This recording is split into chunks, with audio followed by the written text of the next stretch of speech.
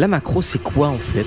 Je vais te donner la réponse d'un coach professionnel sur le jeu, spécialisé en macro. T'as sûrement déjà entendu parler de la macro sur LoL. On te dit parfois que ça sert à rien, on te dit parfois que c'est ça qui va te permettre de monter Challenger en 2 semaines. Spoiler, ni l'un ni l'autre est vrai. La vérité, c'est que la macro, c'est une partie extrêmement importante du jeu, peut-être même la plus importante. Et la maîtriser, ça va te permettre de step up ton gameplay instantanément, sans tes mécaniques. La macro, c'est tout simple. C'est tout ce qui ne concerne pas les déplacements directs de ton champion. Tout ce qui n'est pas cliquer ou appuyer sur des touches de ton clavier, c'est de la macro. Déplacement sur la carte, choix d'objectif, gestion de wave, timing de teamfight et autres réjouissances, tout ça c'est de la macro. Et donc c'est mon métier. Alors c'est super intéressant, mais ce serait compliqué à expliquer plus en détail que ça. Ce que je peux te dire aujourd'hui, c'est qu'en comprenant mieux la macro, tu comprendras mieux le jeu et tu pourras gagner sans faire un seul fight de ta game.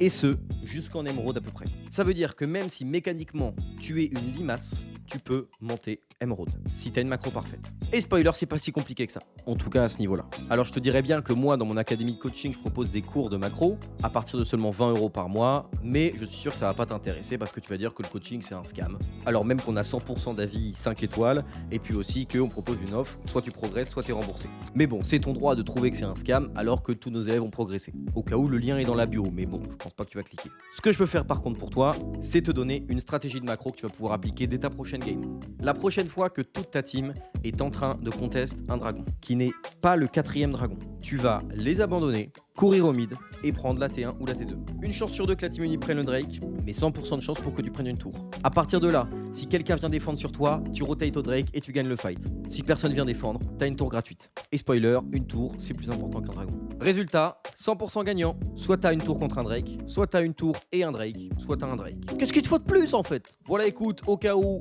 moi je suis prêt, donc coach professionnel. Et puis le lien de mon académie est dans la bio. Et je te dis que tous les jours, je fais une vidéo de conseils comme ça qui peut t'aider à monter tout simplement. Donc n'hésite pas à t'abonner si jamais ça t'a intéressé. Et je te dis à demain pour la prochaine vidéo.